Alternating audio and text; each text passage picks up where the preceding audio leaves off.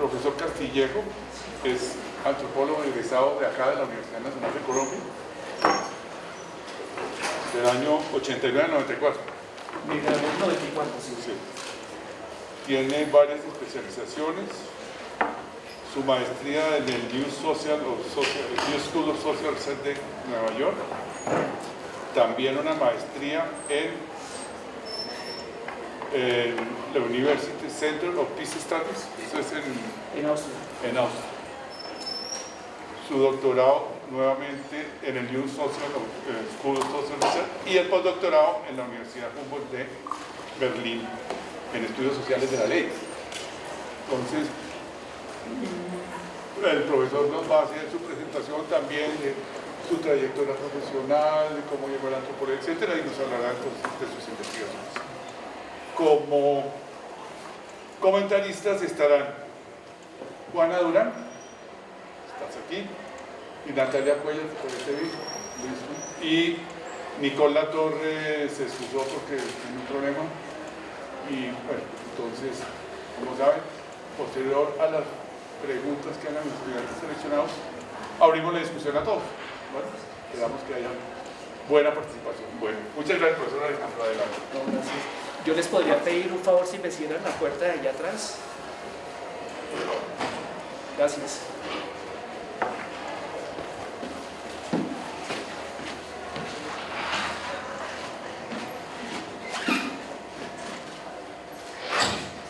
Bueno, pues primero que todo, Juan José, mil gracias por el espacio.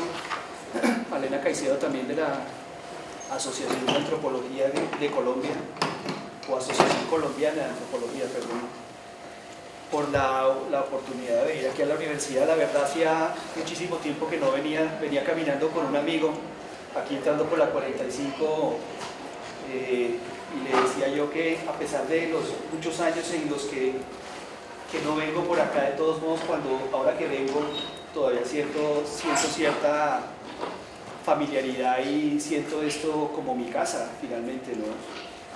Yo soy profesor asociado en la Universidad de los Andes y dirijo un programa que se llama Programa de Estudios Críticos de las Transiciones.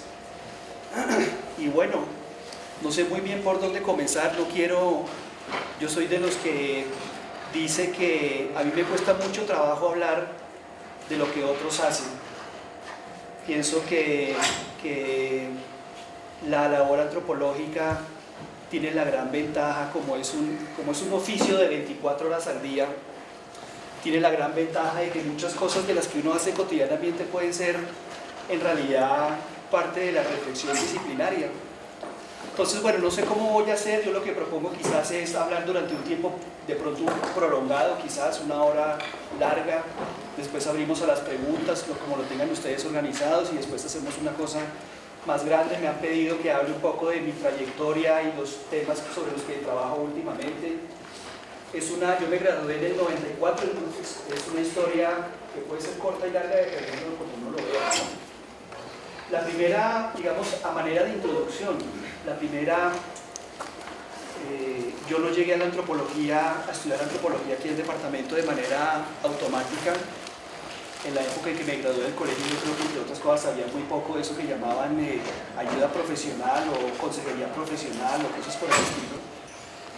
La verdad de las cosas, yo me gradué del colegio pensando que necesitaba una disciplina, algo que me permitiera viajar, porque me gustaba intuitivamente en ese momento el viaje, y resultó por cuestiones de la vida, digamos por razones políticas, intelectuales de mi familia, terminé estudiando medicina en la Universidad Javeriana.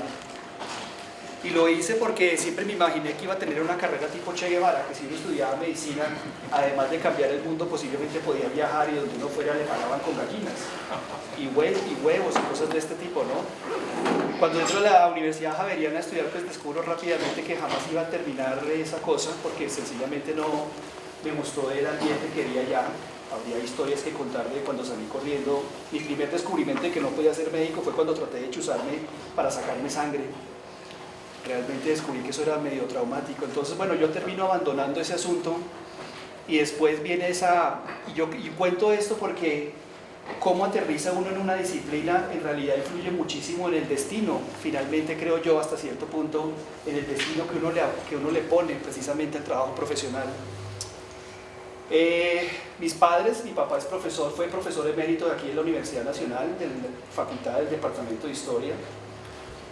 Yo crecí en esta universidad, estudié en el colegio que hoy día se llama IPARM, creo, en mi época se llamaba IDAP, Instituto de Aplicación Pedagógica. A mí me fue muy mal allá, le llamé Instituto de Aplicación Psicológica porque siempre me odiaron los profesores en todo caso. Y pasé desde muy chiquito toda una vida junto a la Universidad Nacional realmente, hasta el año que me gradué de antropólogo acá. El viejo me dice y me decía en aquella época que estudiara alguna cosa que le diera plata porque él tenía terror de que su hijo, uno de sus hijos, terminaba también dentro de las ciencias sociales y él siendo historiador y mi mamá era filósofa política, ellos decían que yo iba a terminar muerto de hambre. Lo mismo que dicen los padres hoy en día, si uno les pregunta a los papás de ustedes, a los que a mí me toca allá en los Andes, cuando yo era director del departamento, los papás siempre me preguntaban, ¿y mi hijo de qué va a vivir? Todos preocupados, ¿no? Y si uno paga toda la plata que pagan allá arriba, pues sobra decir que eso es una cuestión importante. Y yo siempre terminaba contestando, yo nunca he visto un antropólogo manejando taxi, nunca he visto un antropólogo desempleado, en cambio sí he visto ingenieros, abogados manejando taxis y desempleados, que de pronto no sean los más millonarios, ese es otro problema distinto. Entonces, bueno, de eso podemos quizás hablar ahora más tarde. El viejo me dice entonces, te vas a morir de hambre, ¿qué vas a hacer? Y finalmente yo termino estudiando ingeniería eléctrica en la escuela de ingenieros durante casi media carrera con una beca que me dieron allá. En fin, en todo caso yo termino abandonando también la escuela de ingenieros, gracias, como le decía Juan José, a un poema de Jorge Luis Borges por allá. Antes de entrar a un curso de cálculo 5 en la escuela de ingenieros, leí el poema de Borges y ese día entendí que yo nunca iba a ser ingeniero. Entonces, con el tiempo, al abandonar eso, me dedico unos meses literalmente al hipismo nomádico por Colombia y llego a la conclusión de que lo mío es el viaje. Y yo no tenía mucha intuición, sabía que tenía cercanía con los libros por mi familia y yo decía, pucha, ¿qué voy a estudiar? Entonces decía, ¿será que estudio historia como mi padre? Y yo no me imaginaba estar metido en un archivo, jamás, odio los archivos, entre otras cosas. Luego dije, ¿será que estudio filosofía de pronto? Y no, el que voy a estudiar filosofía, yo no me imagino pasando toda mi vida metido en una biblioteca, qué aburrimiento, pensaba. Sociología, si esos manes solamente hablan de números y de pasteles demográficos y estas cosas, no, eso no puede ser. Y de pronto apareció una vaina que llaman antropología, que uno decía, ¿y qué es la antropología? Pues no sé muy bien, pero como que la gente viaja mucho y hace cosas de esas, ¿no? Y finalmente terminé inscribiéndome efectivamente en la facultad. Originalmente entré a los Andes a estudiar antropología, allá duré 4 meses, a los 4 meses terminé cambiándome a la Universidad Nacional por una infinidad de razones que van desde las económicas hasta las familiares también. Era un poco absurdo tener un papá historiador, profesor en la Nacional y yo estudiar en los Andes y bueno, finalmente terminé cambiándome y aquí pasé 4 o 5 años. Entonces, eso es así a gruesísimo modo, digamos, algunas de las, retrospectivamente, con el tiempo entendí que la decisión disciplinaria que tenía que ver conmigo, en realidad,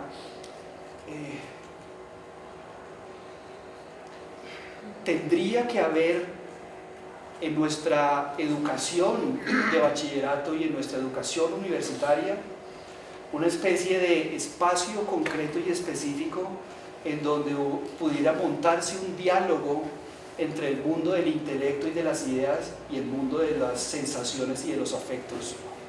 Entonces, ¿qué es lo que pasa con esas decisiones? Y para mí estos son muy importantes, esto que yo estoy tratando de expresar ahora, porque yo creo que en esto se fundamenta la capacidad que uno pueda tener a largo plazo de aguantar una gran cantidad de cosas para poder tratar uno de sobresalir en la carrera que uno hace. A nosotros nos han enseñado, por lo menos a mí me enseñaron, que parece que la selección de una carrera tiene que ver con una cuestión de orden racional. ¿Qué le va a dar plata? ¿Qué no le da plata? Y en algunos casos incluso cuando los padres influyen muchísimo en las elecciones profesionales de uno, ¿no? Nadie se imaginaba en mi casa que yo fuera a terminar de antropólogo. Confieso que mi papá fue profesor de este departamento varias veces y no le gustaba darle clases a los antropólogos, porque él daba clases de pensamiento antiguo, Grecia, filósofos antiguos, entonces él decía, no, a los antropólogos no les interesa esa vaina, yo no vuelvo por allá. Entonces ellos no tenían mucho en la cabeza eso, y siempre terminan por influir un poco, pueden terminar por influir en lo que uno hace. Finalmente, la selección es una especie de balance, como les decía, entre el mundo del intelecto y el mundo de los afectos. Nosotros le ponemos mucha presión al mundo del intelecto, a las decisiones aparentemente racionales, y yo creo que la verdadera decisión para mía, retrospectivamente hablando, fue haber logrado, quizás eso lo digo yo mucho tiempo después ya de graduarme, es haber permitido un diálogo entre las preguntas más fundamentales de lo humano y las experiencias humanas como ser humano, que en ese caso fueron fundamentales para mí y han sido.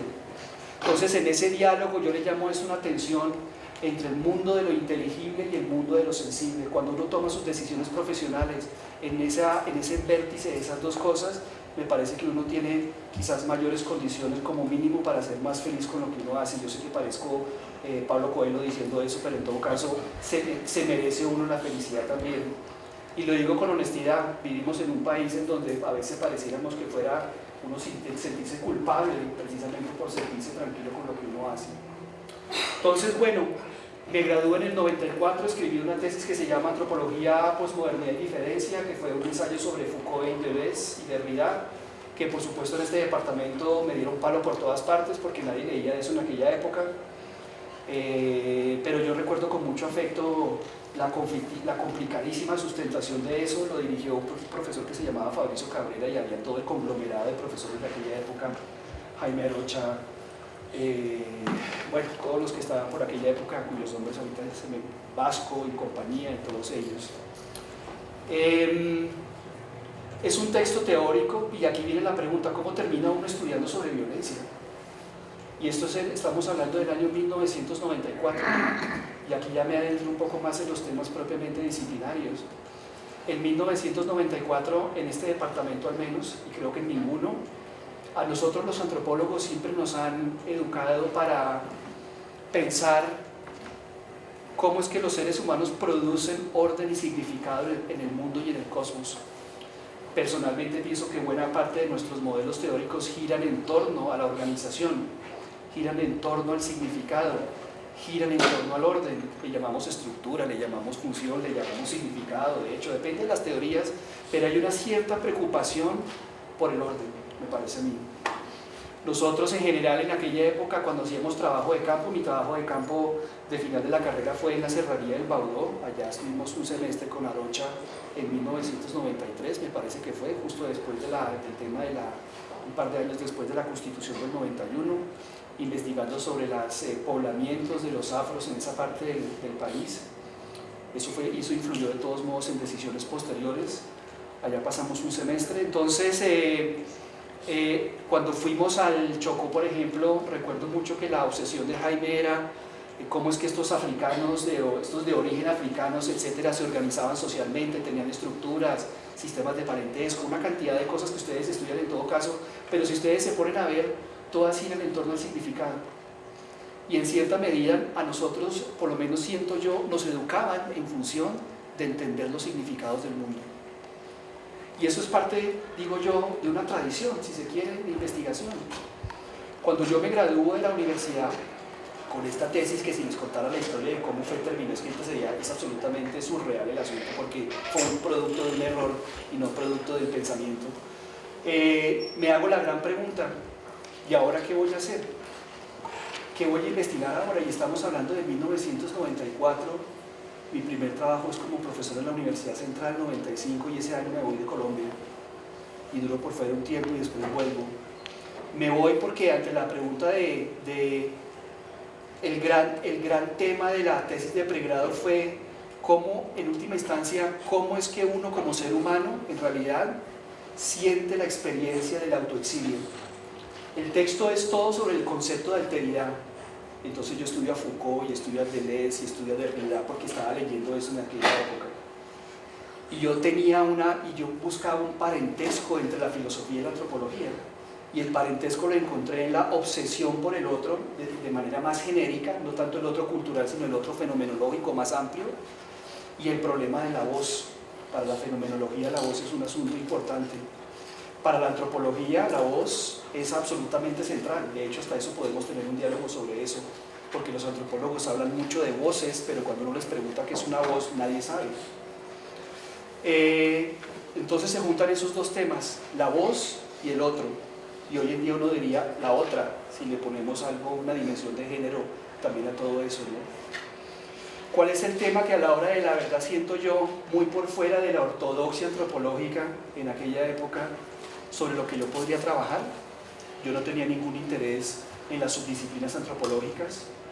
Alguna vez hice mucha excavación, eso uno de los primeros años de la carrera me dediqué a pasear Colombia haciendo prospecciones arqueológicas, recuerdo con afecto también a eso. No me interesó nunca la antropología lingüística ni las lenguas indígenas, hoy en día pienso que eso es un error, fue un error mío. Estudié el Huitoto aquí con Eudosio, que no sé si todavía trabaja acá. Nunca me interesó, bueno, la antropología cultural y social, que fue lo que terminé haciendo, y la biológica, pues remotamente. Lo que pasa es que ahora trabajo sobre temas forenses, entonces tengo cierta cercanía con ese lenguaje, si se quiere.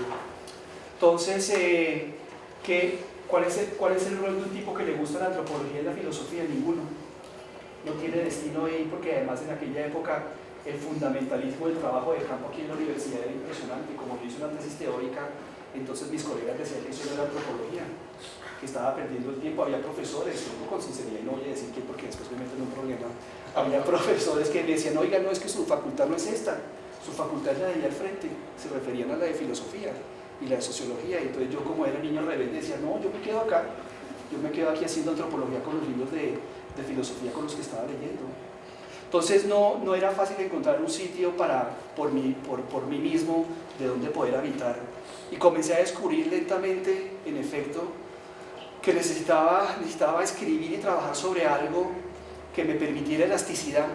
Esto suena muy trivial lo que voy a decir, pero el único tema que en 1994, en unas facultades de ciencias sociales y en particular de antropología, en donde el tema del conflicto armado y la guerra era virtualmente inexistente, nadie trabajaba sobre eso acá.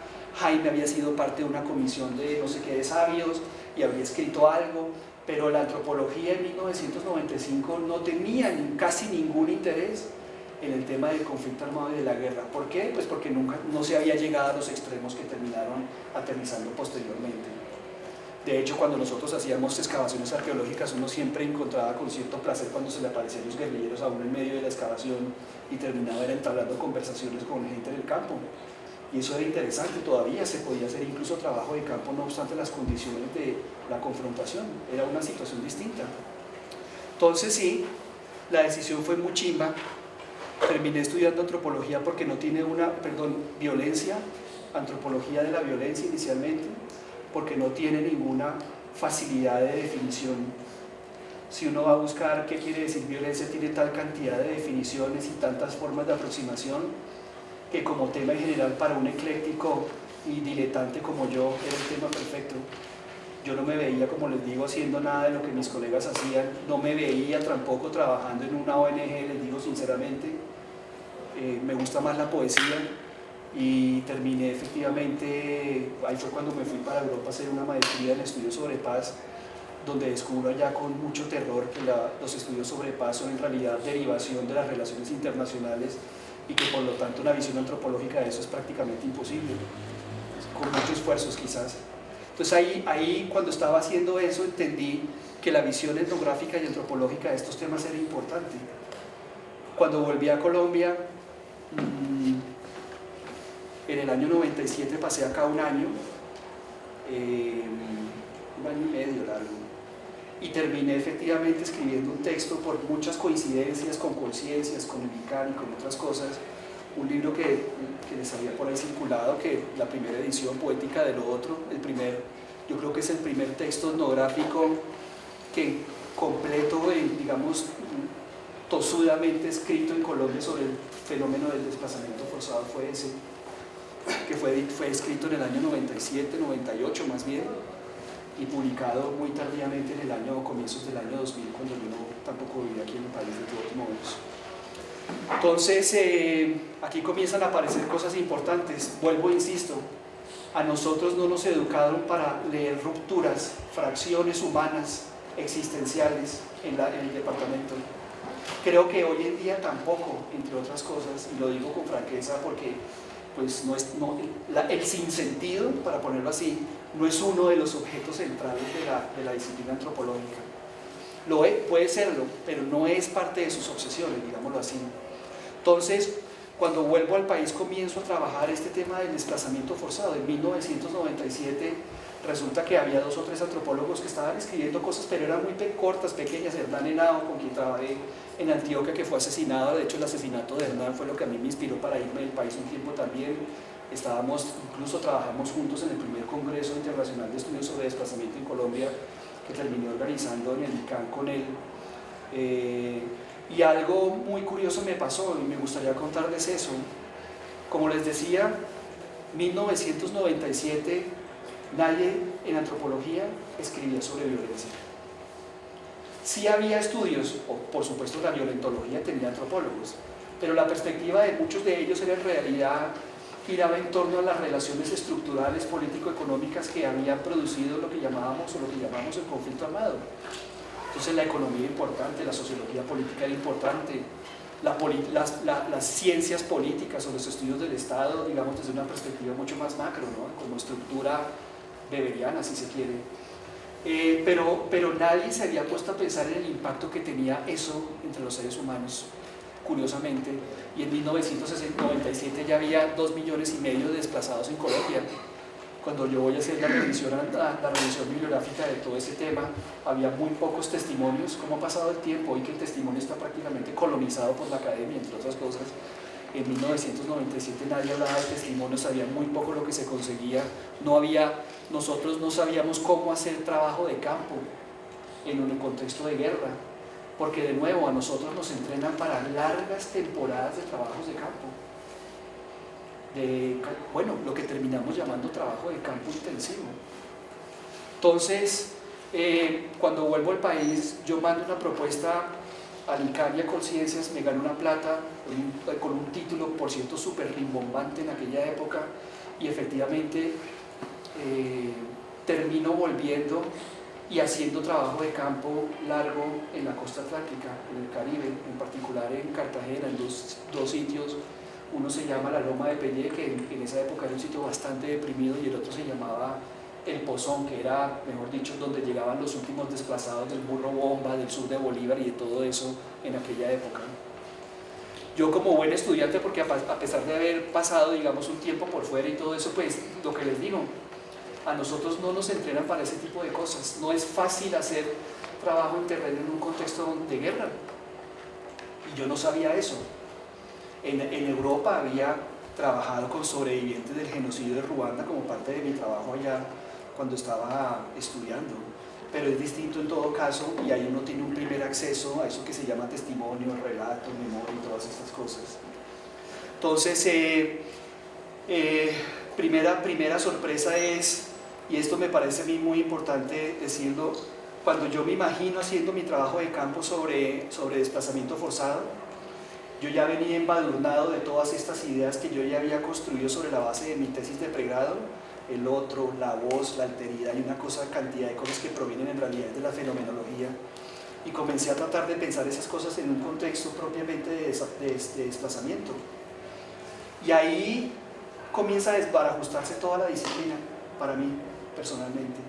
Me costó mucho tiempo volver a reconstruir una imagen de la antropología como una disciplina apta, si se quiere, para poder estudiar la fractura, la ruptura, el silencio, la ausencia, cosas en las que nosotros no estamos muy acostumbrados, valga la pena decirlo, y sobre eso podemos hablar otro poco ahora también. Primera sorpresa era que yo me imaginaba, como buen antropólogo, que iba a llegar a un sitio donde ese, entre comillas, otro ser humano estaba constituido por una especie de territorio, de lengua y de forma de significar más o menos unificada y consensuada, si se quiere. De mis experiencias de trabajo de campo aquí en la universidad siempre era lo que giraba en torno, ¿no?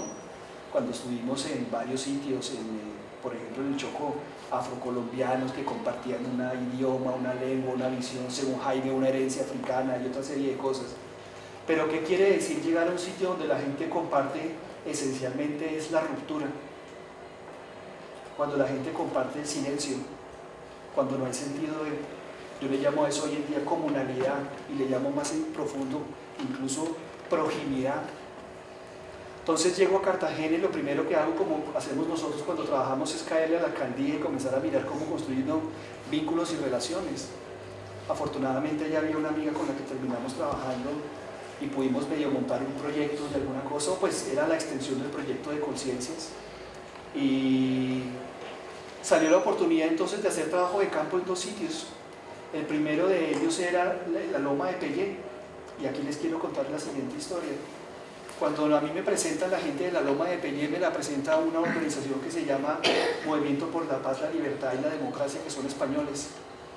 En la alcaldía me dicen, no, vale, se habla con esta gente, que ellos trabajan mucho allá, y esto, pues ese es el gran sitio de desplazamiento de toda la costa. Entonces, yo muy ingenuamente no sabía en lo que me estaba metiendo. Y por el otro lado estaba también el Pozón, que era donde llegaba pues masivamente.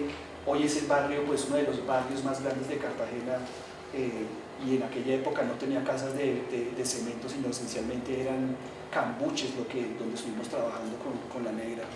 Entonces efectivamente fuimos a MPDL y ellos me dijeron, claro, fantástico, qué milagro que, decían ellos, ¿no? Qué milagro que la academia se interese por estas cosas. Y yo decía, bueno, no sé si sea la academia, pero yo estoy interesado en todo caso. Y nos llevaron hasta allá, nos llevaron hasta la Loma de Pellé, y nos encontramos con una cosa fascinante que tiene que ver con las ONGs, por cierto, y es que gracias al dinero que los españoles habían logrado recolectar, la Loma de Pellé tenía un pequeño barrio, que era un barrio que era como una especie de galpón gigante más bien, en donde estaba subdividido internamente entre pequeños espacios. Esos pequeños espacios eran espacios donde se metía o donde vivían familias desplazadas en aquella época. Todas eran unas familias que habían aterrizado del sur del Bolívar, del Cesar, del Sucre, de la Guajira, incluso alcancé a algunos conocer que vinieron del Urabá, por ejemplo, del Urabá chocuano, del Urabá antioqueño, en fin, de varios sitios, ¿no? Y ellos, toda esta gente, viviendo de unas trayectorias totalmente partidas y rotas, se encuentran en una Y allá en Cartagena, aterrizan todos ellos ahí, terminan viviendo unos meses, y cuando ya eran demasiados, la alcaldía de Cartagena trató de dispersarlos y no pudieron dispersarlos. Entonces MPDL metió la mano y logró conseguir este lote por allá arriba, hicieron un proceso de autoconstrucción, les dieron la madera y construyeron el galpón que les estoy contando. Cuando yo llego a esa montaña, hoy en día hay una escuela, creo que la escuela Shakira me parece que queda ahí, si no estoy mal, yo no la conozco, hace tanto tiempo que no voy por allá, como unos 5 o 6 años que no he ido por allá. Descubro este gran galpón que se me decía construido con el dinero de la Comunidad Europea, MPDL. Y eso era fascinante porque, por supuesto, había pobres históricos alrededor de toda esa loma. Y entonces en esa muchos decían, pero ¿cómo así? Esto es porque son desplazados, entonces tienen privilegios y les dan plata para construir estas casuchas y esta cosa, y además venía marcado y toda esta cosa. Entonces eso había generado la intervención de la organización, esta había generado cosas buenas, pero al mismo tiempo cosas negativas, ¿no? Y bueno, cuando a mí me ven llegar de todos modos con los de la ONG española, pues por supuesto, como ustedes se podrán imaginar, pues la recepción fue monumental. Yo era recibido como si fuera torero saliendo de la plaza después de matar un toro con 3 orejas y no sé qué más cosas. Entonces ese día entendí lo importante que es cómo llega uno a un sitio. Yo no sé si ustedes, nosotros en realidad pensamos mucho en eso, yo lo pienso todo el tiempo. Fue increíble, fueron 6 meses de trabajo ahí, donde yo pude recolectar en 1997, 98, 350 horas de testimonios y grabaciones del conflicto armado en Colombia. En esa época eso era, y las condiciones en que se trabajaba, eso era un milagro. Yo alcancé a escuchar todas las historias más macabras que terminaron saliendo, algunas de ellas en el libro que publiqué después, Poética de lo Otro, las historias de masacres, las historias de supervivencia, las historias más truculentas que uno se puede imaginar. Allí estuve revisando una, precisamente para una publicación que voy a hacer ahora en México, sobre un señor que escucha fantasmas en un lote específico allá por la costa, y después descubre que él escucha voces es porque en ese lote ahí enterrados hay una fosa común. Y después se le cuentan y dice el hombre, no, con razón es que yo escucho tantas voces por allá, es que hay gente enterrada. Entonces estoy extrayendo ese material para escribir una cosa sobre Tijuana y sobre Ciudad de México. Entonces bien, el asunto es, por una parte ese, ¿no? La reflexión antropológica es el sitio, el camino de recorrido hacia un sitio es tan importante como el sitio en donde uno llega. Y ahí comienzo yo a cuestionar radicalmente esta noción de terreno en la cual la antropología se estandariza. El terreno no es solamente, entre comillas, esa especie de espacialización y prácticas específicas asociadas a un lugar, espacio social, etcétera, etcétera, etcétera, sino una gran cantidad de relaciones de poder que hacen de ese lugar constitutivo de ese campo de poderes más amplio. Entonces yo logré entrevistar, hacer 300 horas de grabación, esencialmente porque había sido presentado por los españoles y les había dado confianza a las personas y me contaban todo, de todo, incluso de sus vidas personales. ¿Qué quiere decir para una familia de desplazados de la costa que tuviera que terminar aterrizando en un galpón donde tenían que compartir espacio? Porque si bien es cierto el galpón es las paredes llegaban solamente hasta los 2 metros, por encima pues era abierto. Entonces para un hombre que estaba acostumbrado, un hombre costeño que estaba acostumbrado a ser el centro del mundo, el varón de la casa, el desplazamiento producía un cambio en los roles de las personas que golpeaba profundamente el sentido de virilidad y de varonilidad de este hombre. La vida íntima cambia. Uno de ellos, por ejemplo, me decía, pues nosotros cómo vamos a tener sexo si todo el mundo oye lo que estamos haciendo. Y aquí había una noción de intimidad muy peculiar, el sexo es muy privado, el oído de lo que lo hacen los de al lado, no, nosotros de pronto, no sé si acá, pero en este país como que preferimos estar encerrados en los moteles y no necesariamente en los espacios públicos haciendo cosas. Entonces ahí había una sensación de intimidades transformadas radicales y se pudieron investigar muchas cosas, muchísimas.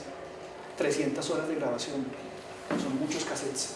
Entonces esos cassettes después se perdieron porque era complicado la transcripción, detalles. Yo por ejemplo me enteré de todos los nombres que tenía Carlos Castaño en aquella época, el Tigre, el Rambo, el no sé qué, las cosas que hacía, nombres de los oficiales del ejército, y yo entré en pánico cuando comencé a recibir toda esa información porque no sabía qué hacer con ella. Se las mandaba vía correo aéreo a una amiga el mismo día que la grabábamos y ella misma transcribía, y yo después le decía, oiga, no, hágame un favor y me guarde esa vaina en algún lado. Y los guardó también, que duraron perdidos 10 años o algo así, hasta que hice la segunda edición del libro y casi no los encuentro. Duramos un semestre buscando las famosas cintas y finalmente las encontramos. La otra experiencia de ese mismo corte era que en la Loma de Pellé el proceso fue distinto. En la Loma de Pellé, no sino en el Pozón, ahí sí me vestí el antropólogo valiente, porque obviamente también creo yo que fuimos criados un poco con al menos en esa época, con esta noción de que entre más lejos y más exótico y más antropólogo se es, ¿no? Y yo como había hecho un libro teórico, pues yo era el vago del paseo, yo era, no, este no, y a mí me decían cosas horribles acá, entre otras cosas los compañeritos. Entonces, algunos. Y dije, no, me voy a vestir de antropólogo así, de verdad, para darles una lección a ver qué, porque todos terminaban finalmente estudiando cosas que eran más o menos dentro de la disciplina, ¿no? Y me fui para el Pozón, y efectivamente por ahí me conseguí un contacto y me decía, no, vaya y se habla con la lideresa, no sé qué, que vive por allá, bien adentro del Pozón, que ya en esa época era incluso ya bastante lejos. Y allá terminé efectivamente conociendo a esta gente y conociendo una organización social, pero lentamente me fui descubriendo cómo la violencia fractura tantas cosas que vuelve a todo el mundo estratégico también. El problema en medio de la guerra y el desplazamiento era la supervivencia. Y cuando a la gente se convertía en líderes, el concepto de líder en medio de la confrontación y en la ambigüedad y el desplazamiento es un concepto ambiguo. En la Loma de Pellé conocí unos líderes increíbles. Yo decía, una gente con un verbo, con una capacidad de hablar, de agencia política y una cantidad de cosas. Me voy para el otro lado y descubro que sí hay líderes, pero también es el dueño de la tienda, es el dueño de la carnicería, es el dueño de esto, es el amigo del político, es el amigo del otro. Entonces la categoría de líder es una palabra que cambia y varía. Digamos, uno piensa que es aquel que está en la parte, en la cúpula de una estructura y que tiene la capacidad de tomar decisiones, y resulta que eso tiene tanto de largo como de ancho. Pues bien, en el Pozón la experiencia fue totalmente distinta, porque me citaban. Primero, pues si yo decía, si en el otro lado hice tantas entrevistas, pues aquí voy a hacer lo mismo. Me citaban y me dejaban metido. Yo llegaba con mi pinta de rolo, pantaloneta corta, tenis media blanca, camiseta blanca, a hacer mi trabajo de campo a lo rolo. y lo veo con mucho afecto, entre otras cosas. Y la gente hasta se burlaba de mí. Pucha, pero la playa es para el otro lado, me decían algunos, es al otro lado de la ciudad. Y bueno, ahí cuesta mucho trabajo, pero yo sí decía, había un poco de afiches, decía FARC, ELN, AUC, y toda esa vaina por todas partes, y yo decía, no, yo voy específicamente a mi trabajo y a mi vaina, y no era muy consciente del mundo social en el que estaba rodeado realmente. Lo cierto es que en el Pozón solamente pude hacer 10 entrevistas, después de 6 meses de trabajo. Me dejaban sistemáticamente metido, me dejaban sistemáticamente plantado. ¿Por qué? Bueno, porque en el mundo de la pobreza y en el mundo de la miseria, hacer ciencias sociales en el mundo de la guerra resulta demasiado enredado y complicado. Yo en ese momento no sabía muy bien cómo argumentar y justificar lo que yo hacía en un mundo donde la gente aguantaba hambre todo el tiempo, donde la diferencia entre la vida y la muerte para una familia era lo que una niña vendía, una chica de 10 años vendía en una chaza en medio del barrio El Pozón en 1997, que era el barrio más pobre de Cartagena, que eso es mucho decir. Cartagena es la ciudad más segregada de Colombia y más absolutamente morbosa, es decir, donde el que tiene mucho tiene tanto y donde el que tiene poco tiene tan poco, que esa diferencia se ve sencillamente racial y cultural y todas las mentes que uno quiera, es demasiado obvio. Hubo momentos donde vi como camiones de pollos semipodridos que venían de las empresas locales de pollos, llegaban y tiraban pollos crudos a la población para que la gente se tirara sobre ellos para poder cogerlos. Era una cosa aterradora. Yo no pude manejar psicológicamente muy bien eso y nunca pude responder muy bien muchas preguntas, ¿no? Pero lo único cierto es que en medio de todo eso, las 10 entrevistas que hice ya fueron las más impresionantes de todas. Ahí en el libro hay miles de historias de precisamente esas 10 entrevistas.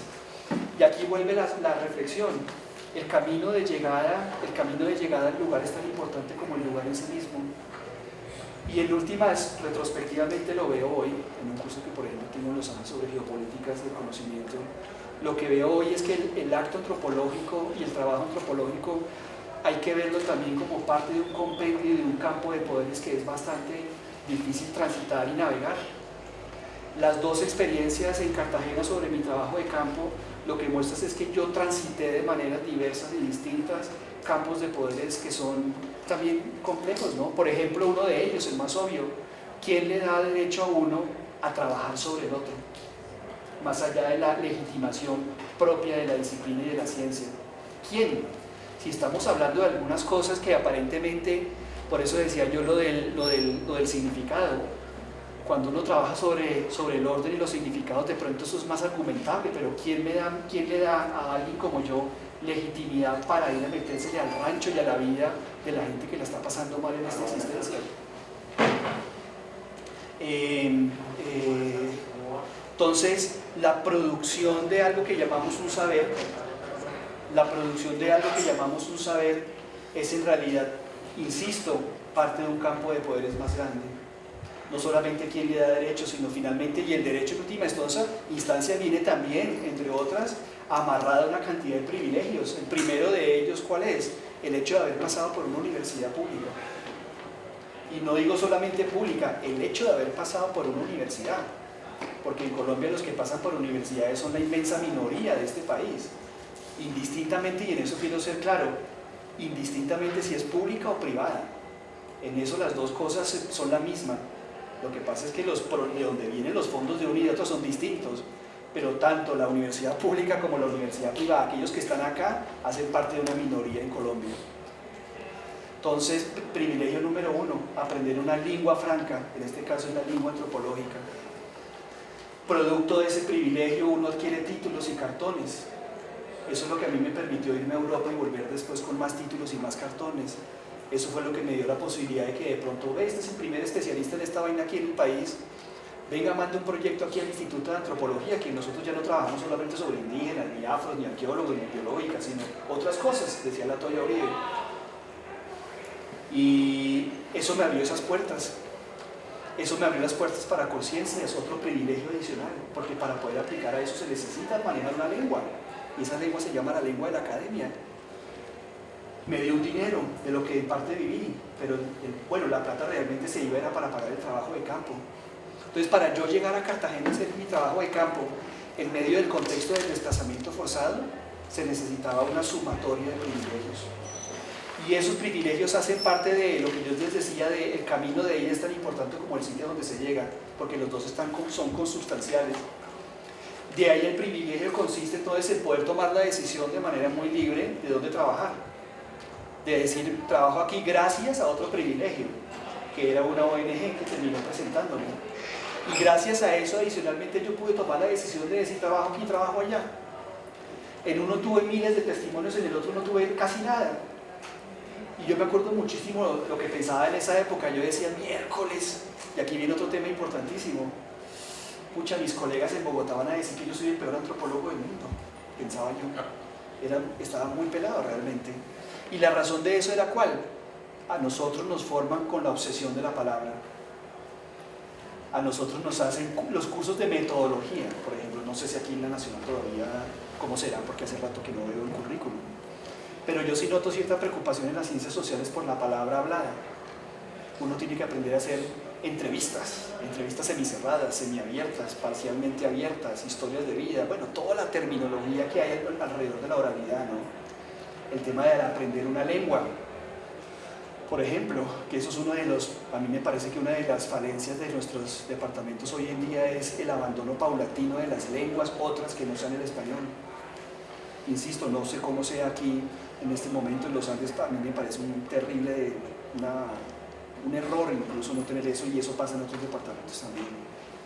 Entonces, sorpresa, termino yo haciendo un trabajo de campo en dos sitios en donde lo que los define no es el consenso, la unificación, la identidad, aquello que nos enseñan en la universidad, la pertenencia a un territorio, a una lengua, a una cosmología, una religión, lo que ustedes quieran, integrados por un sistema, sino encontramos es una agrupación de seres humanos unidos por el dolor colectivo, por la fractura, por la ruptura, por la competencia, por la supervivencia, donde se hablan múltiples lenguas, y no me refiero a distintos idiomas, sino porque se provienen de muchas partes del país con muchas experiencias del dolor, y ahora hablo de eso, que implican evidentemente lenguajes distintos sobre el dolor colectivo que no necesariamente se entrecruzaban fácilmente.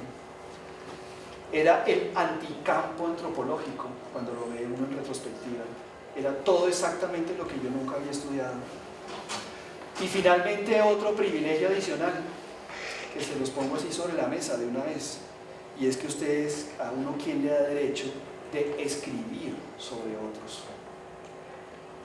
Porque a nosotros nos enseñan no solamente la obsesión de la palabra, no solamente viene por el lado de la oralidad, sino también viene por el lado de la escrituralidad.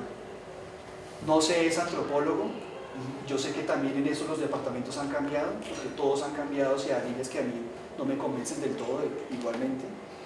Pero en aquella época no se es antropólogo, y no sé si a vos te pasó, si uno no escribe 350 páginas de una monografía. Yo escribí 400, me demoré 2 años haciendo mi trabajo. Entonces, la obsesión por la palabra escrita y hablada era monumental. Hoy en día, cuando uno dice 400 páginas de una tesis, todos se ríen. Uno de profesor dice, no, vaya ya con un doctorado con esa vaina que va a ser un pregrado. Y hemos llegado al otro extremo, hemos llegado incluso al extremo de que los estudiantes de pregrado, perdón por lo que voy a decir, se gradúan a veces sin escribir ni una palabra. Y he conocido gente que ha llegado hasta el doctorado sin escribir una palabra en su vida, por ejemplo, a punta de cursos y buenas calificaciones.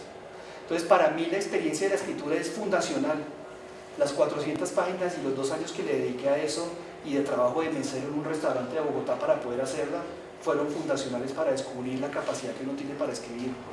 Pero después uno llega al terreno en un sitio donde yo estaba y descubre uno que, además de que todo está partido, fracturado, clivado y roto, resulta que el acto escritural es un acto inmensamente complejo también, porque uno no hace entrevistas. Hoy descubro que lo que yo hice no son entrevistas.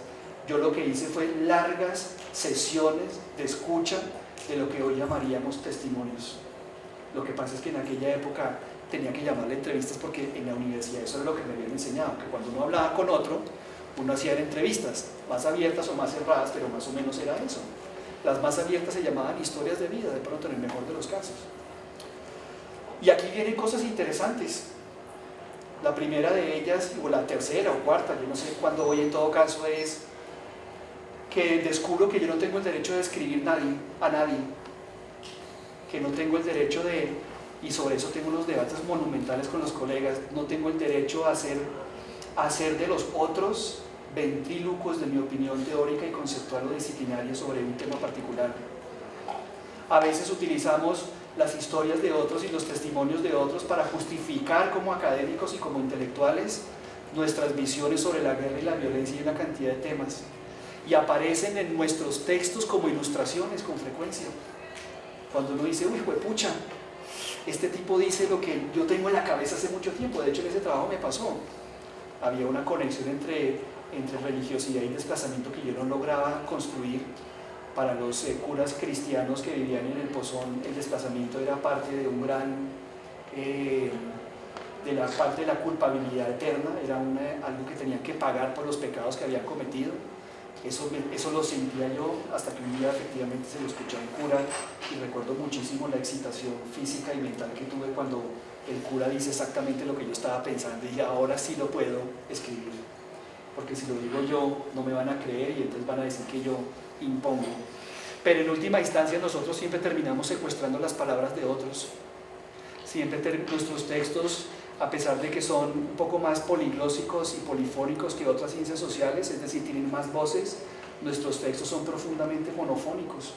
Lo que pasa es que cuando digo monofónicos es que yo como autor o como director de orquesta soy consciente del hilo conductor argumental de todo esto.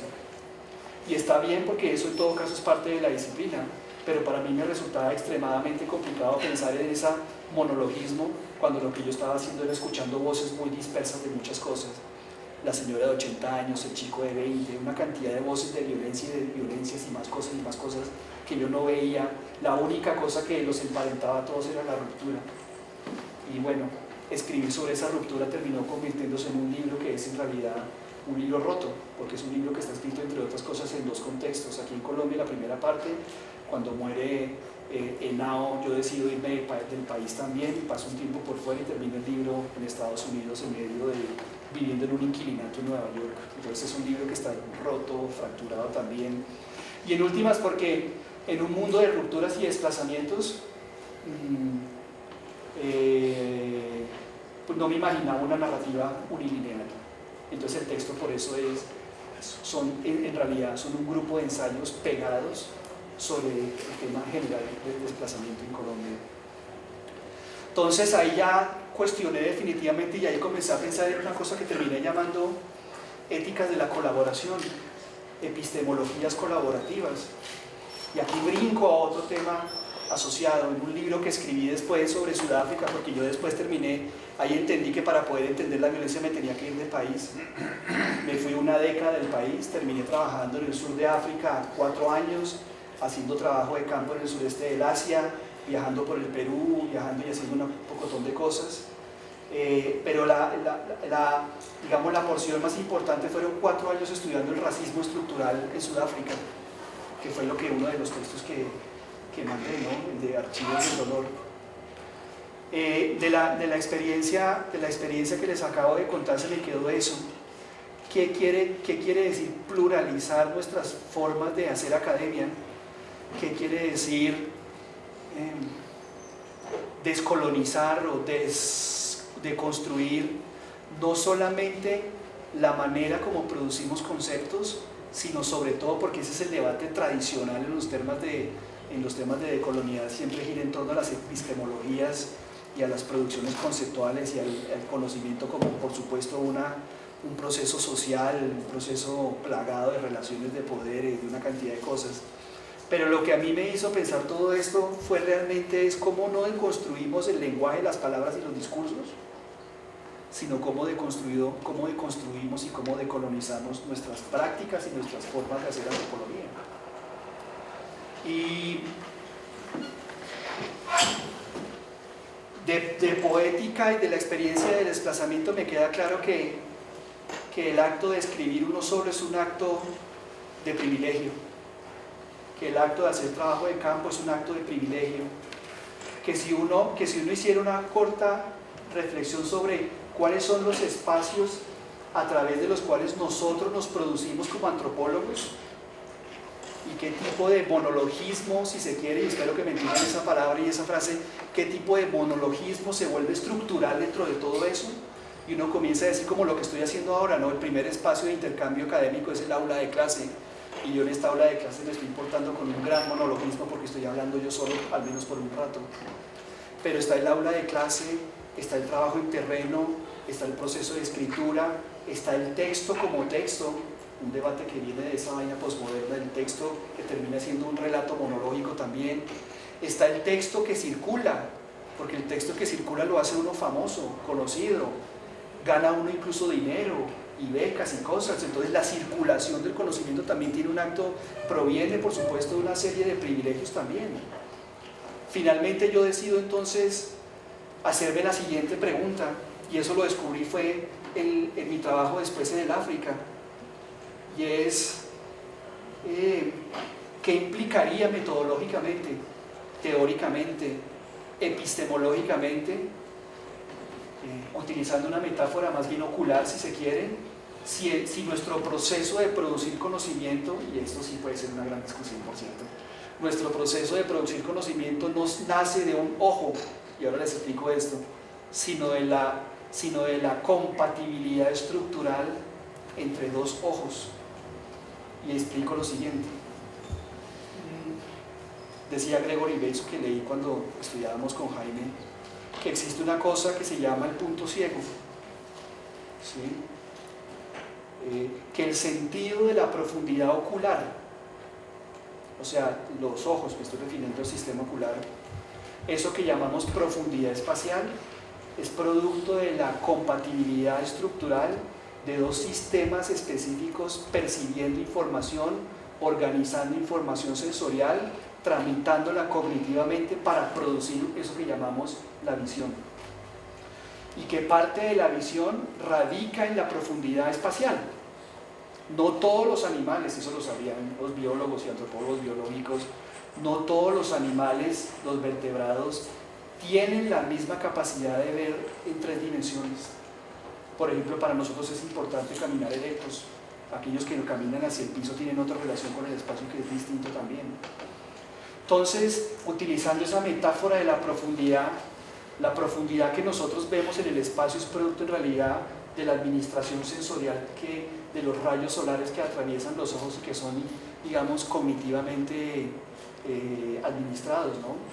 Sabemos que la información lumínica también, apenas el 30% de la información que da a través de los rayos de sol es la que termina por llegar a la conciencia, dicen algunos.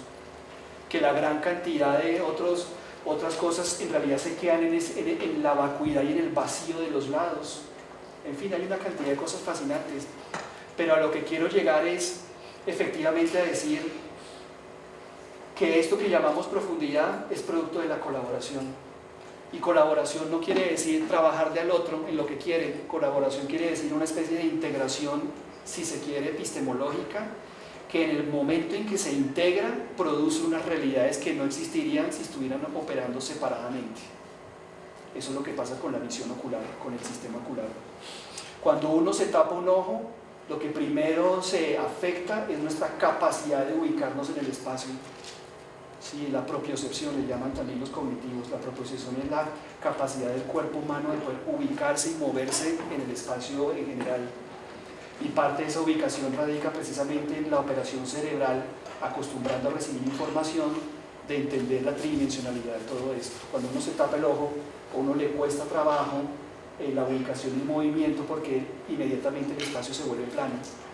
Lo que pasa es que nuestro cerebro ya está habituado a las 3 dimensiones, entonces uno todavía se mueve, pero si lo hacen a uno mover muy rápido es posible que uno se caiga porque pierde uno esa capacidad, y hay una cantidad de experimentos sobre eso que son por cierto fascinantes. Entonces, bueno, si yo dijera, si a nosotros como investigadores nos enseñan que tenemos la visión antropológica, porque además hablamos mucho de eso, ¿no? ¿Cuál es la visión de los antropólogos sobre eso? Y uno siempre dice, pucha, ¿y qué tal si utilizamos el oído? ¿Cuál es la audición de los antropólogos sobre eso? Por eso ahora tengo un laboratorio de estudios sobre sonido. Le hemos dado una cantidad de importancia a la visión que hemos abandonado lo auditivo. Hemos abandonado incluso, salvo cuando está domesticado a través de testimonios y cosas, ¿no?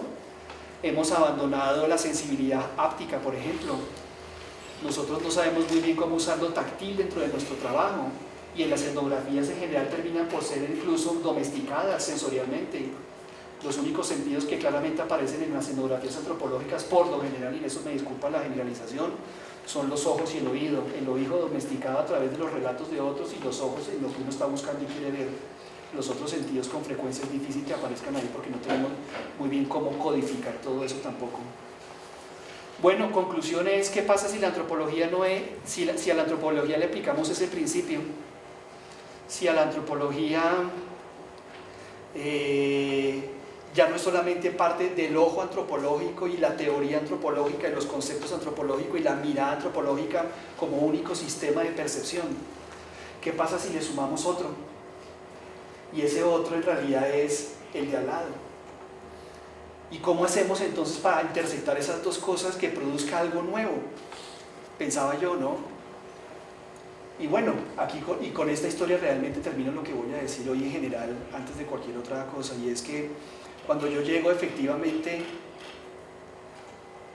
es que no sé ni siquiera por dónde comenzar, yo llego al África en realidad por una decepción, porque quería estudiar sobre los campos de concentración en Alemania.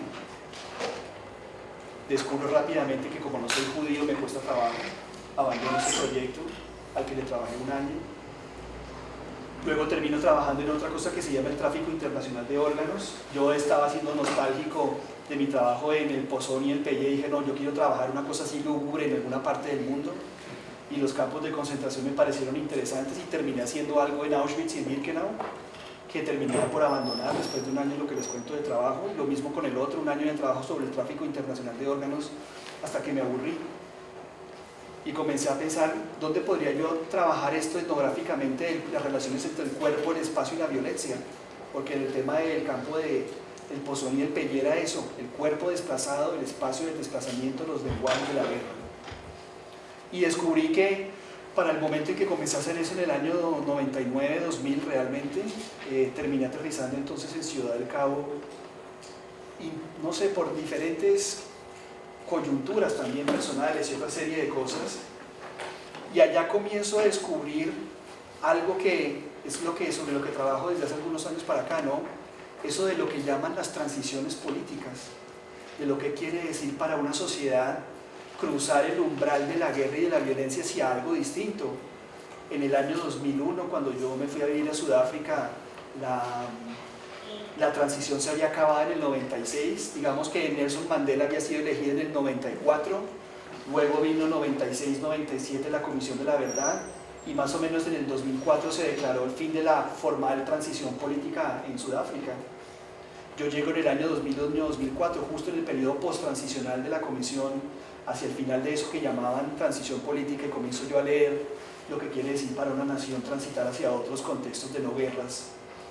Y termino trabajando con mujeres que habían sido viudas y cuyas familias habían sido asesinadas por el régimen del apartheid, y sobre todo termino trabajando con combatientes del Congreso Nacional Africano, del ala militar del Congreso Nacional Africano. Entonces pasé, curiosidad, de un grupo de desplazados violentados por grupos armados al trabajo con guerrillas específicas en Sudáfrica.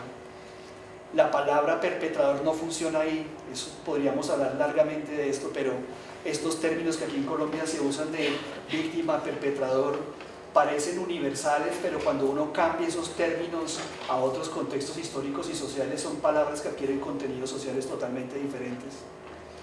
Conclusión: en Sudáfrica los miembros del Umkhonto we Sizwe, como se dice en Xhosa, eran luchadores por la libertad, y se habían sido vistos como luchadores para la libertad.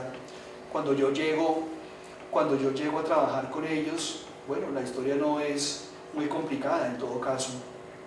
2001, inicialmente voy a trabajar sobre violencia y vida cotidiana, y descubro cuando llego a Ciudad del Cabo que yo no hablo todas las lenguas necesarias para poder hacer ese trabajo.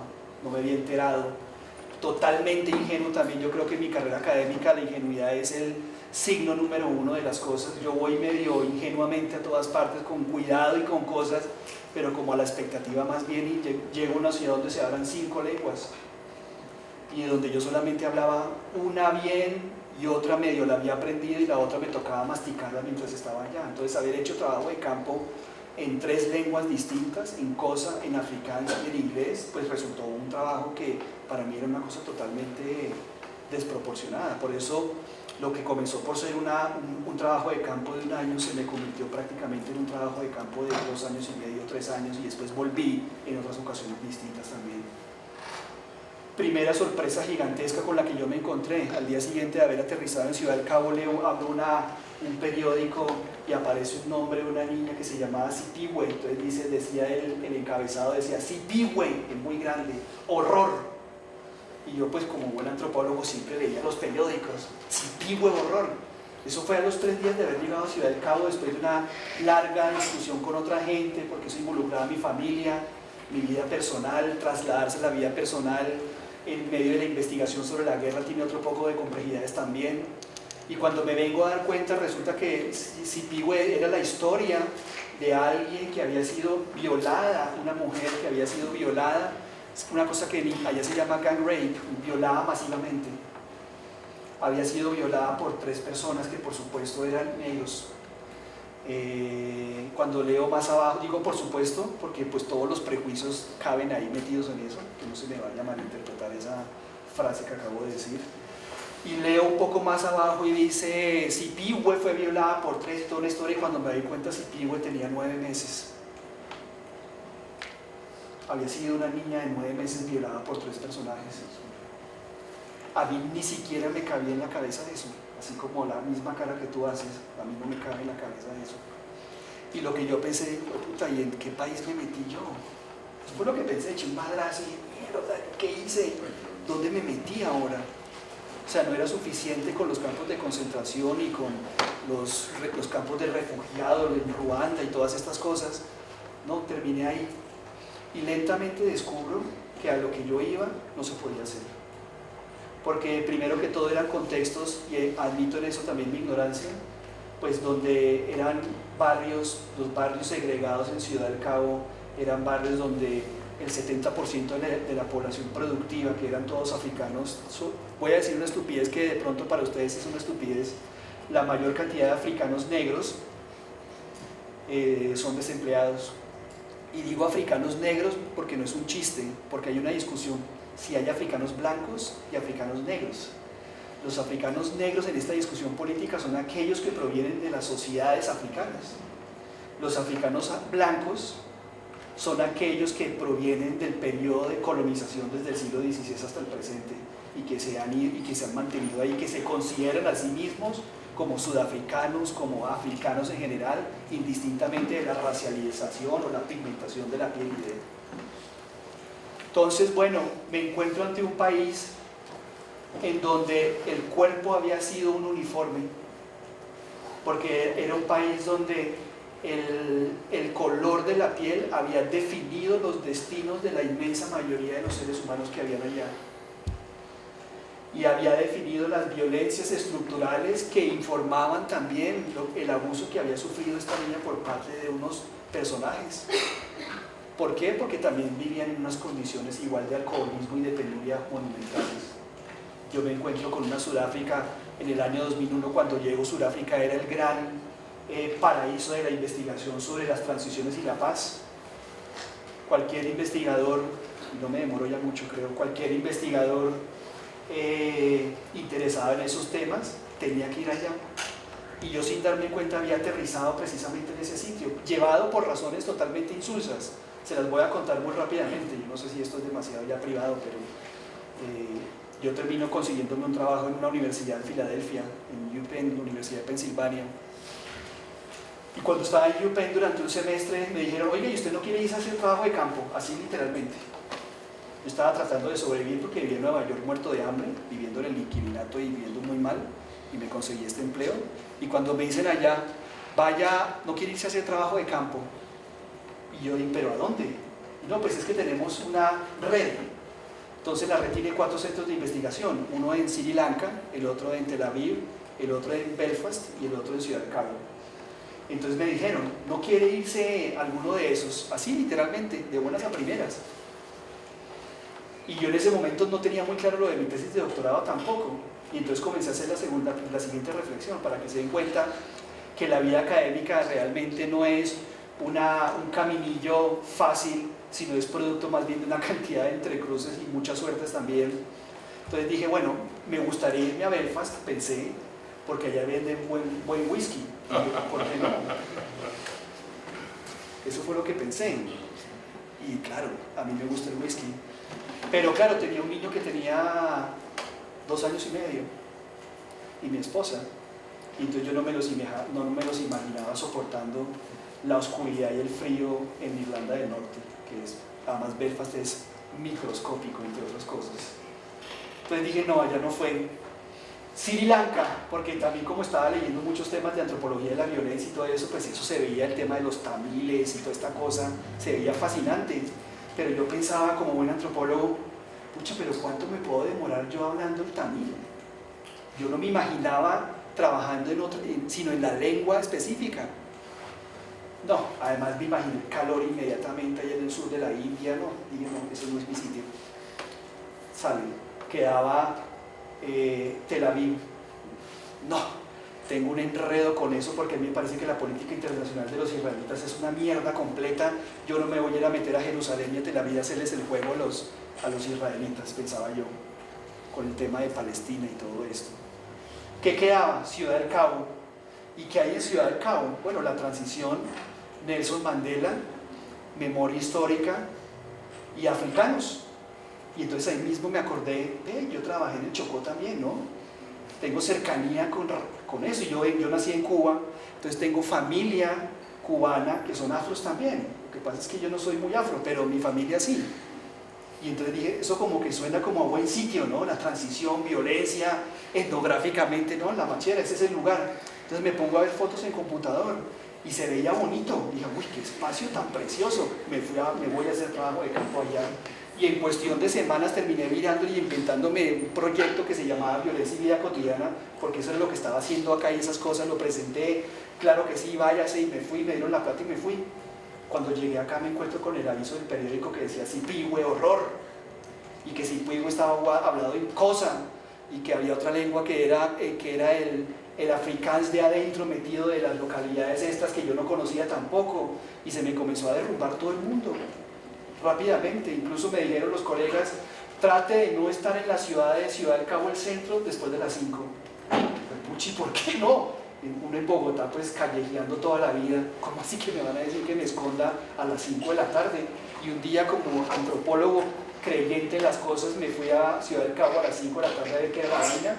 Pucha, cuando me bajo en la estación central de Ciudad del Cabo, salgo a la calle y había miles de personas subiéndose rápidamente al metro, ¿no? Al tren de cercanía realmente, ¿no? Pero miles, todas iban para las localidades negras y en menos de un segundo el centro quedó totalmente deshabitado, no había ni un alma. Y entonces resultó siendo la historia que es que atracaban mucho, robaban blancos y toda una historia de la criminalidad que se caracteriza como algo de los elementos en las posguerras, ¿no? Que luego de que hay procesos de transiciones y de posguerras hay un alzamiento muy fuerte en términos de crimen urbano. Algunos dicen parte porque muchos de los que estaban en armas terminan en las calles. Y cuando eso a mí me pasa, ahí tomo la decisión de comenzar a trabajar con combatientes, a ver qué es lo que está pasando. Y termino lentamente involucrándome con una organización de excombatientes en uno de estos barrios, en Gungleto, uno de estos barrios archipobres, donde yo les digo que el 70% de la población que puede producir no produce ni están desempleadas. Entonces son unos niveles de criminalidad que ni siquiera aquí en Colombia los ve uno en los barrios y en Buenaventura y en el Chocó, yo creo. Entonces termino un poco contando que la gente con la que yo trabajé, y aquí lo conecto con lo de la ocularidad, que esto parece que yo estuviera divergiendo hacia otro tema, pero en realidad no. La gente con la que yo terminé trabajando y haciendo trabajo de campo terminó siendo una pequeña organización de excombatientes, de nuevo, gente partida, rota, destruida y torturada. Y tengo miles de historias de qué quiere decir hacer trabajo de campo, en donde lo único que tiene la gente para compartir es el dolor.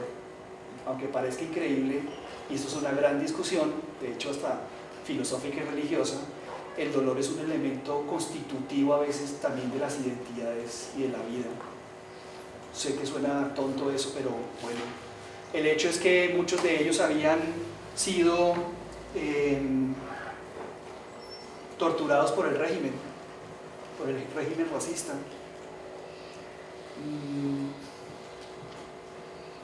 Y cuando uno trabaja sobre eso, con seres humanos, descubre que los entrenamientos de las palabras de la universidad son, además de limitadas, son hasta inmorales. Entonces, primero que todo, fue terriblemente complicado poder trabajar con ellos, por lo mismo. Casi que la misma historia de Pelle se repetía. El sitio como llega uno es tan importante como el camino para llegar hasta allá. Es una historia que no voy a contar ni mucho menos completa, datos etnográficos por decirlo así. Lo cierto es que todos los combatientes que estaban ahí terminaron organizándose después del proceso transicional. Era una institución de gente traumatizada y de gente torturada. Solamente voy a contar un pequeño pedacito. Todos ellos habían sido combatientes de piso, gente que la guerra en Sudáfrica o el conflicto en Sudáfrica era racial y se gestó esencialmente en las zonas urbanas, no es como en Colombia, que es un conflicto sobre todo de las zonas entre comillas rurales. Incluso yo me atrevería a decir que el concepto de ruralidad ya es hasta muy diferente a lo de acá, porque aquí uno de ruralidad se imagina cultivos y la selva y otro poco de vainas, y resulta que esos entretejidos no son tan así, tan cortados, tan así por allá, ¿no? Fueron combatientes de terreno, y todos habían experimentado una cosa que se llamaba confinamiento solitario.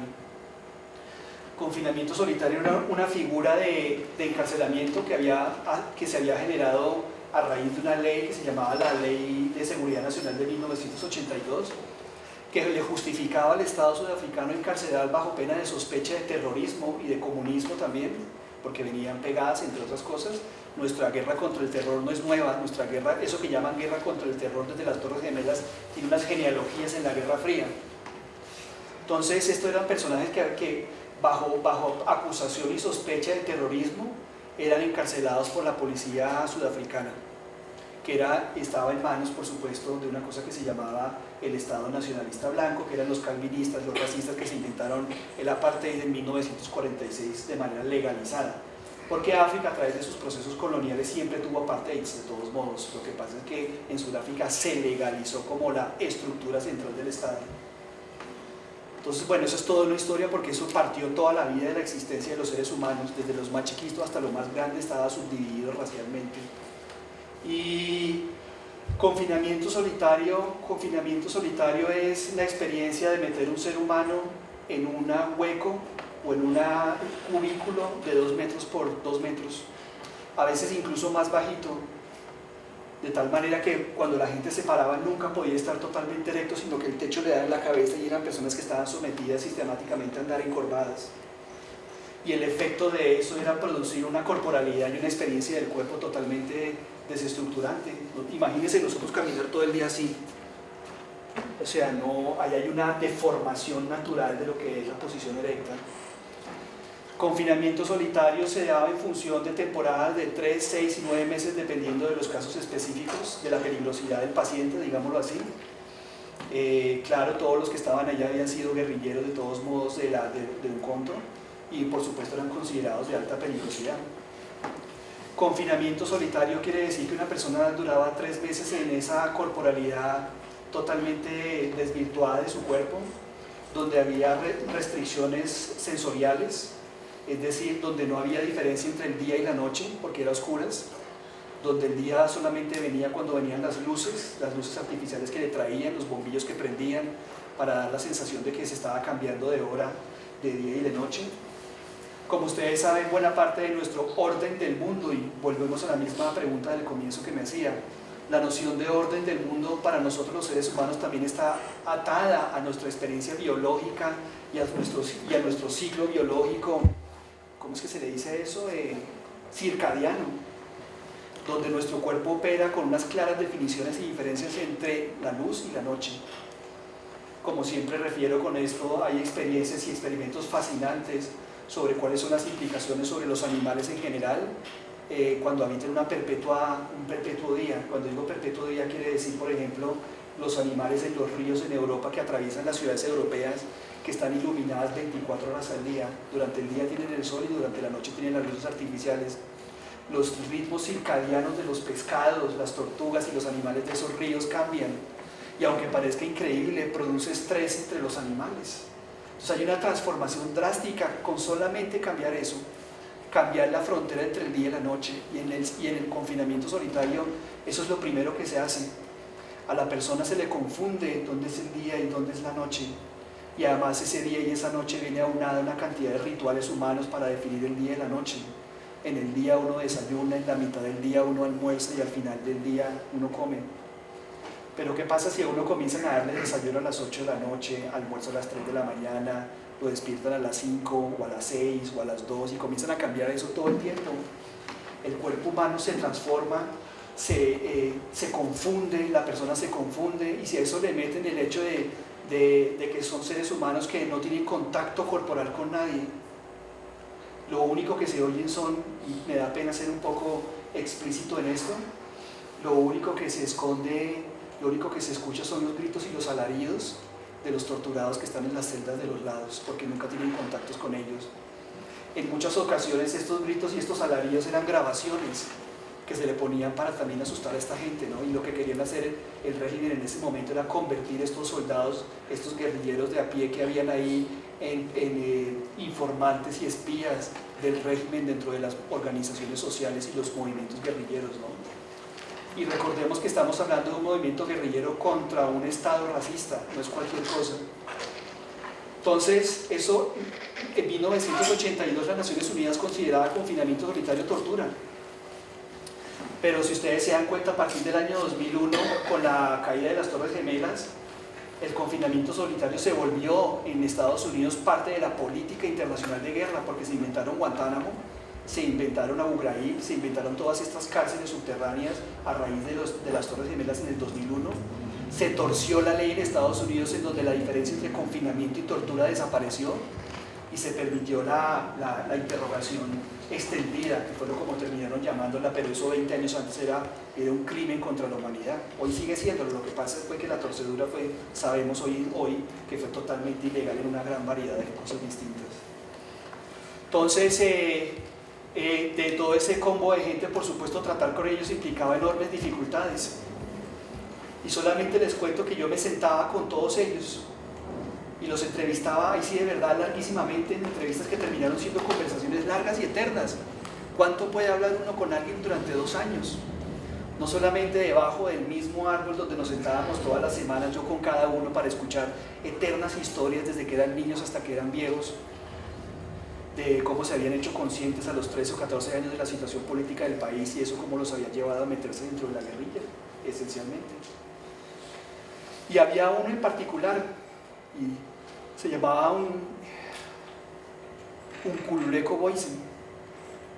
Era un hombre chaparro, corto, muy grueso, jugador de rugby que había sido reclutador en la década de los 80s. Un Kululeco Boysen y yo salíamos a tomar cerveza los viernes después de trabajar, porque yo hacía parte de la organización. Y de pronto nos gustaba mucho hablar. De pronto un día nos tomamos unas cervezas de más. Él no tomaba mucho, yo sí, tomaba bastante. Y es que eso es demasiado, la carga y es muy brutal también. Y un Kululeco, de un momento a otro íbamos a este bar de blancos en Ciudad del Cabo, que es una ciudad preciosa, ¿no? Y de pronto de blancos era literal, era el único negro que estaba metido en el bar. Yo lo invitaba porque él no tenía plata y yo tenía un poquito, lo invitaba a tomar cerveza. Y en medio de todo eso, un Kululeco, después de la segunda cerveza, como era reclutador, tenía una voz inmensamente gruesa. Durísimo hablaba ese hombre. Yo me imagino que para hablarle a las grandes multitudes que se vengan a juntarse al Congreso Nacional Africano, a las sombrillas de los movimientos de liberación, a la guerrilla, entonces tenía una voz violenta.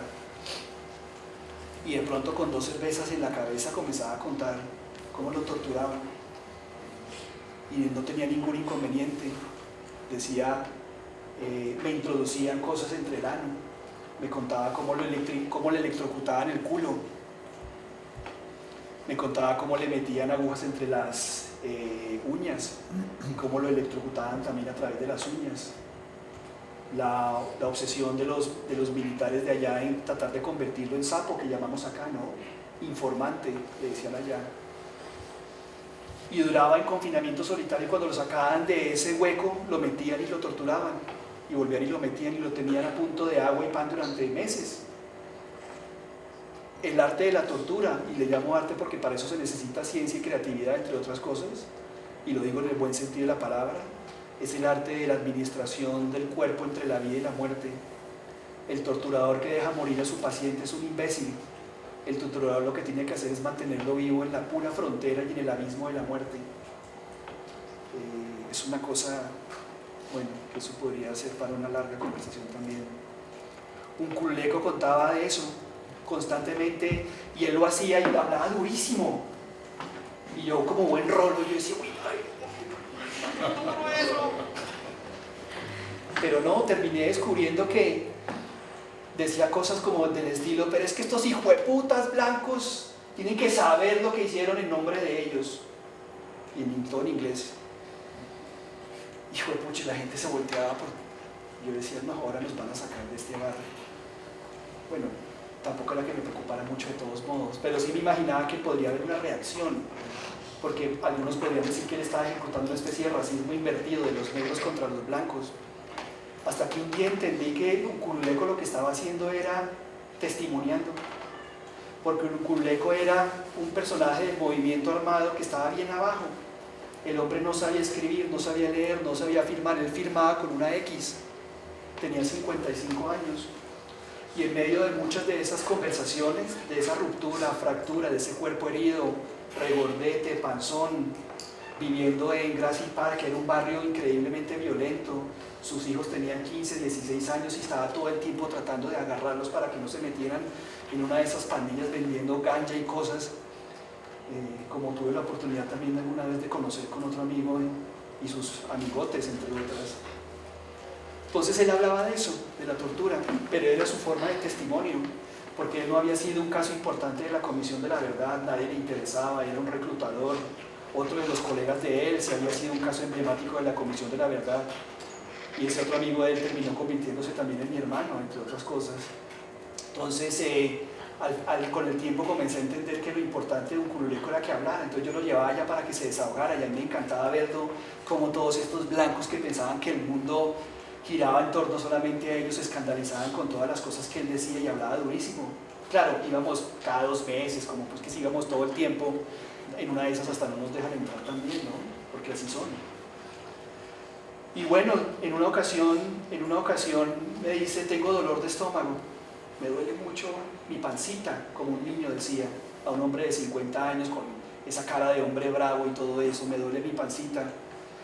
Y yo le decía, Uculeco, vaya al médico, tiene amibas o qué está comiendo, cualquier cosa. No, me duele mi pancita y eso me duele esencialmente porque esto que me está pasando es por esos hijueputas que me torturaron, decía. Y eso siempre era así. Luego cuando me vine a vivir a Colombia, y ahí me recibo un correo electrónico de una amiga que me dice se murió un Uculeco, como a los pocos meses de yo haber vuelto en el 2004. ¿Qué pasó? Pues Uculeco murió de cáncer. ¿Cáncer de qué? Cáncer del estómago.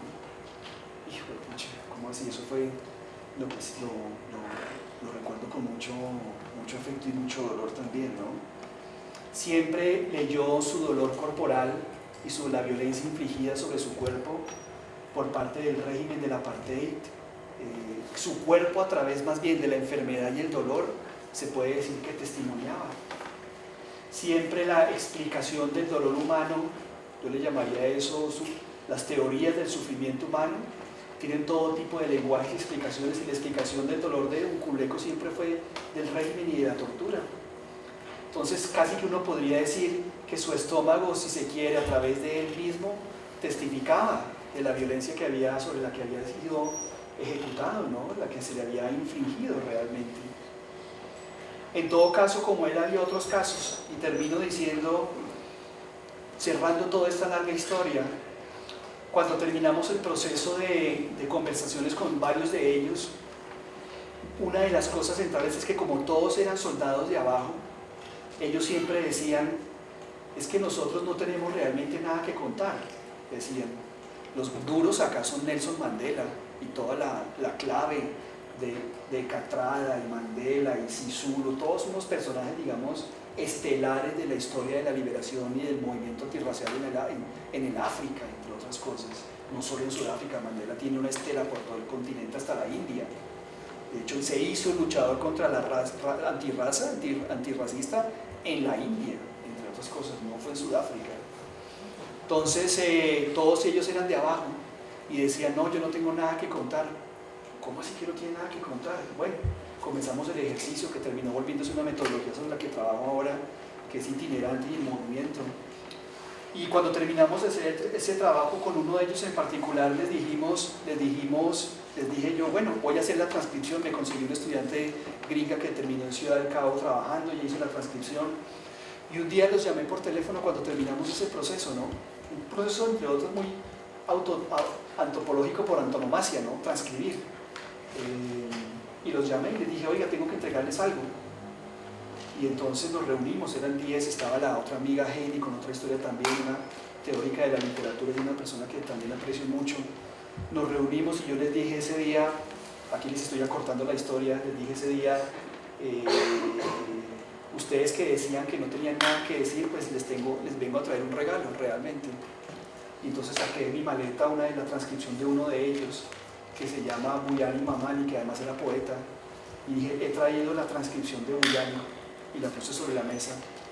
Y entonces todos miraron el coso y vieron un texto que tenía 400 páginas a un renglón de toda la entrevista. 400 páginas a un renglón, eso es una cosa absolutamente intensa. Es tanto material que es hasta inmanejable. Yo nunca me sentí capaz de usar ese material después para escribir, porque en realidad lo importante del proceso era que hablaran ellos consigo mismos. Yo era solamente una excusa. En el libro que terminé escribiendo sobre eso, jamás utilicé ni una sola palabra de eso. Y les puse sobre la mesa y les dije, mire, como que usted no tiene nada que decir, ¿no? Y todos quedaron pasmados. Y a lo que voy con toda esta historia es a que si no hubiera sido por un proceso que es, por supuesto, más largo, más complicado, más sigiloso, más meticuloso, en donde yo pongo mi ojo y ellos ponen su ojo, la percepción de profundidad no se hubiera producido. Y aquí lo que yo llamo percepción de profundidad es en realidad el silencio.